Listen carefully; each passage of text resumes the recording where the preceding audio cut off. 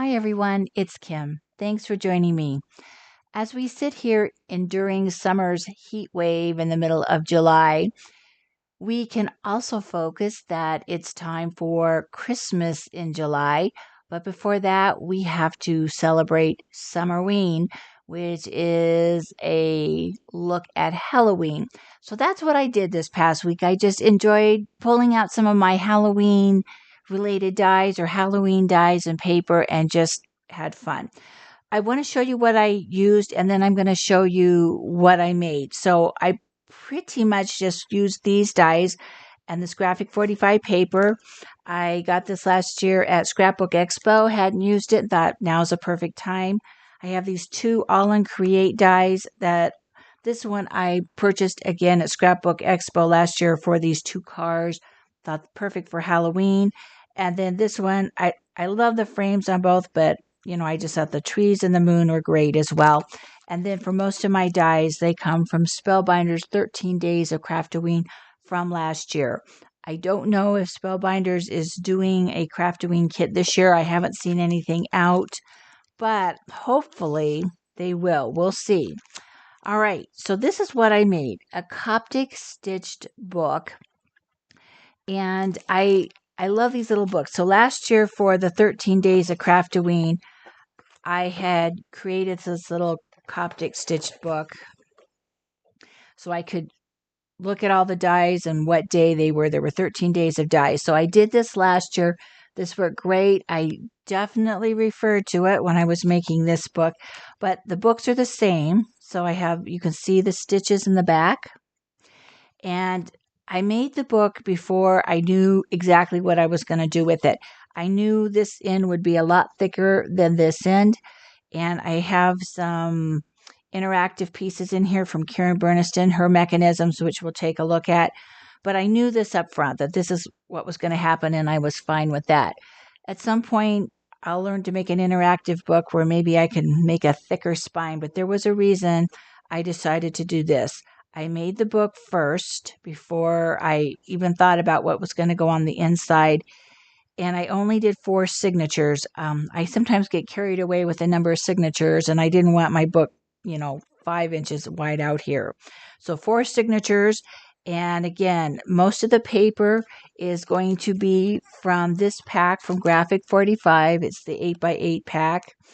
I am great at hoarding stuff, and this is beautiful paper, but I thought, you know what? I might as well use it.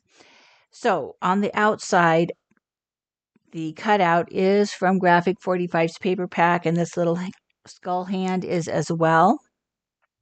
And then I just made a really simple little latch, just cut a piece of paper and put that on my back cover. So I'm going to open it this way first. You can see my 4 signatures here.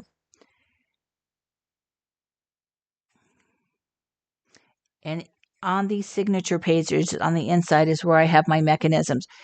I decided to decorate every page, but I could have had the option, if I didn't want to have to decorate so many pages, I could have glued these pages together. After I put my interactive pieces in, when I was all done, I could have glued these pieces together, and that probably would have slimmed down the book a little bit. But I wanted to decorate every page. So let's get started. On the inside front cover, again, it's just paper from the Graphic 45 paper pack, which is called Ghostly Greetings. I don't know if that paper pack is still available. A lot of times with Graphic 45, the packs are out for so long, but then they come back as a special edition later. My little ghost and the hat are from the 13 Days of Craftoween Spellbinder, so most of the dies that you see are from the 13 Days of Craftoween. And then I open my first signature, and I have the gate, which is from Karen Burniston, my first interactive piece. I'm going to do it this way. You can kind of see how that gate closes and opens up. Now, all of the paper for the background is from the Graphic 45 paper pack. A lot of it, the backgrounds are very busy, but I love the paper. And again, this was just sort of experimenting, seeing what I could do, and just having fun creating. So my little gate goes back and forth.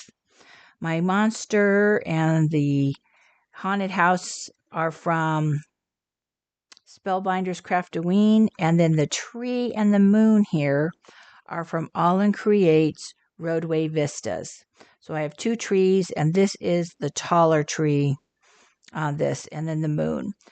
So again, just having fun, experimenting, trying different things. This was silver paper that I used my little Posca pen method with, and I'll do that here. We'll do that one of these days where we color stuff. I just find it so easy to use that Posca paint pens to color things, especially if I don't have that much to do and I don't have to make a big mess. So then I'm going to turn the page, and this is between two signatures. And how you can tell that is I've got a little gap, and you can see the stitches holding the signatures together in the book. So I just used a cutout on this side. That was nice to fill that up.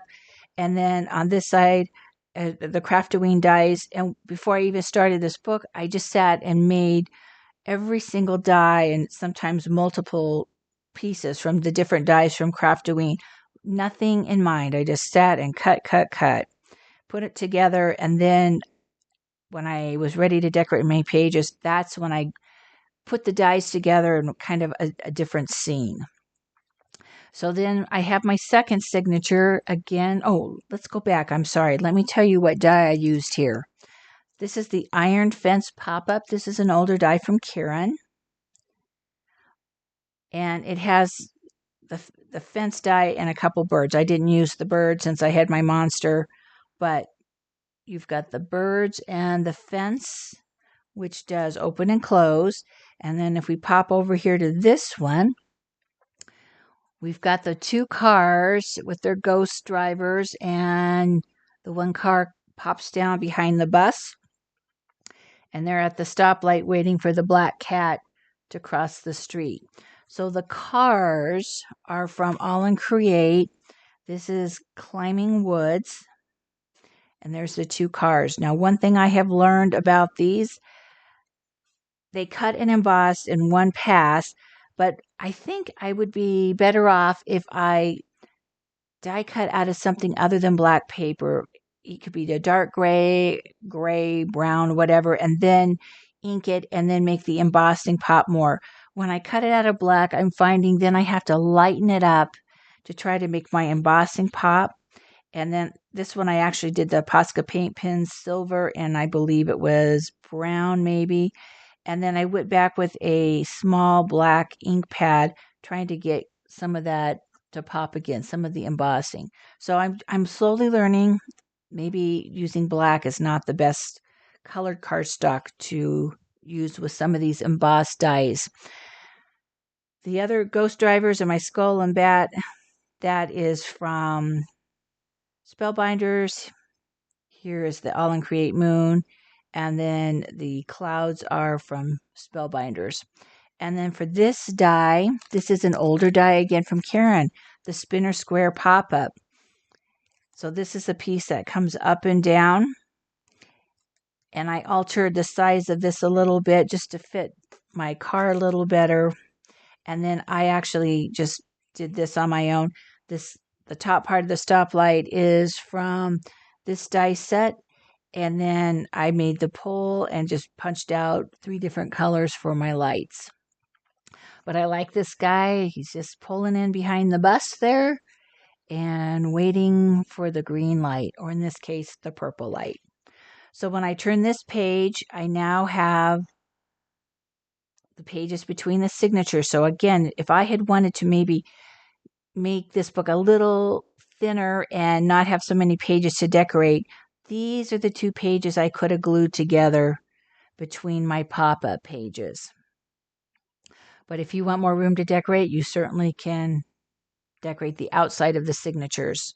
So once again, graphic 45. This is graphic 45 paper. And then all of these die cuts are from Spellbinders. Spellbinders.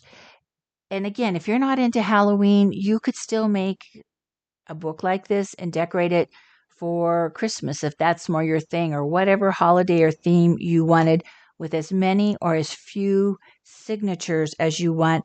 I will put the link to the video that I watch. I don't make enough of these.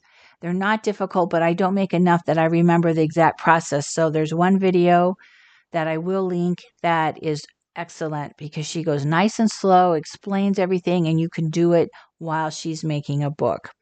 So again, I just put some die cuts together. This will also give me some ideas come Halloween.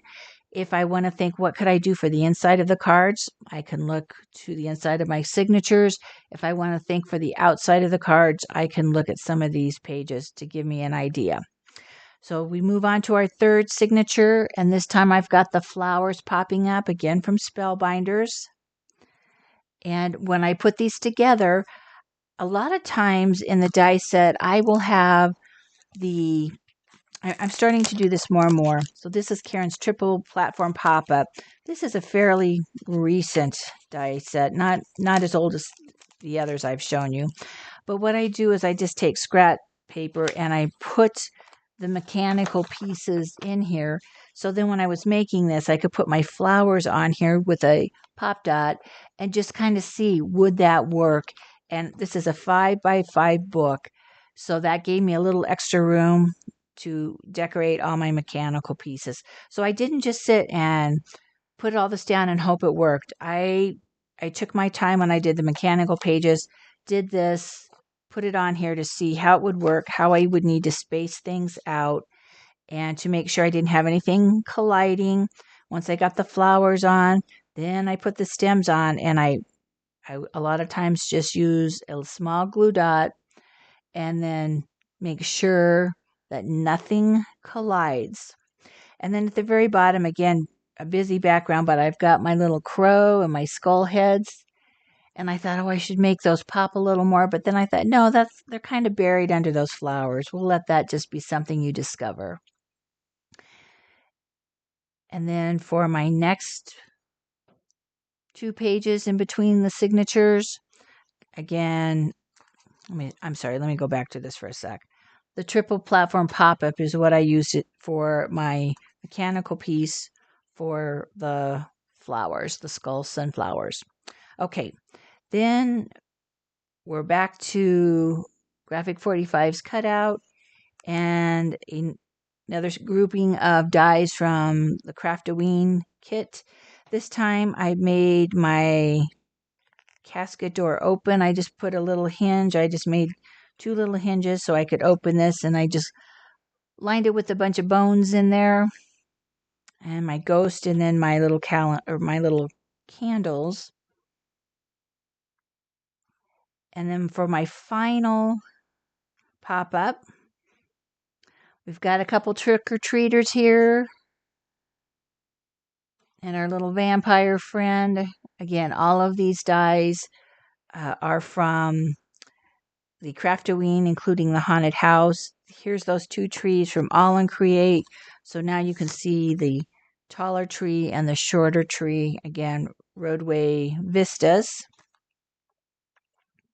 And the clouds are from Spellbinders, and then the moon tucked back there is from All and Create. And for this mechanical piece, it's from the Playful Pop-Up. Now, all I needed on this whole thing was this little arm, this one little arm, and I have played with this die set and kind of changed the pieces around so you can see instead of this piece popping underneath, it pops out. So I basically cut the end of this die and flipped it around so I could have this one arm. So normally this is the piece and this folds underneath. What I did is I cut this off. I kept this normal. This smiley face is hooked over here. I die cut this out without this piece here. And then I die cut this lower part, probably say give it a 1/4 inch. This is going to be your piece. This piece here, this 1/4 inch is this piece here. So I cut this portion of the die out again. And then when I flip it around, like this is how it's going to go down, I apologize. I cut this lower one off because this is the part of the die that I'm attaching to this. This piece is underneath here. This little tab is glued underneath here. And then these two pieces are here and here. These two. And then I cut this off because this is the only leg I need. And why did I go through all that? Because now when I fold it in, this leg pops into the center instead of out. When I move it, it pops inward. So again, I have taken that this die set, and kind of played with it and changed the pieces around just so I could get that leg to pop in instead of popping out. Again, maybe more information than you want to know, but know that you can play around and experiment. And then finally on my last page, paper from Graphic 45, and I had the crow and his little pot there and a book. And I just filled out that last page, and the skull on the bat those are all from Spellbinders. And then I had just put this little tab in, and I'm so good at covering this and then realizing, oh, I need to put this in. I did write myself a note on here not to cover this with paper until I figured my latch out. And I did the same thing on the front. I said front, and I figure the latch out before I covered it with paper. I'm not always too good about thinking through the process. And I have just a little folded piece of paper there underneath that skull hand to slip my little latch in. So pretty basic to keep it all together. But this is my Summerween project. I had fun. Up next, I'll have to think about doing Christmas in July, just because it's so warm out, and now, maybe doing something with snowflakes will cool me down a little bit. But if you are looking to do a project and you want to make a simple book, I will again put the link to how to make this book. Very, very simple, so you know how the stitching works. The person who does it goes slow. You can follow along and do it with her, which is wonderful. So thank you for joining me today, and I'll see you again in a future video.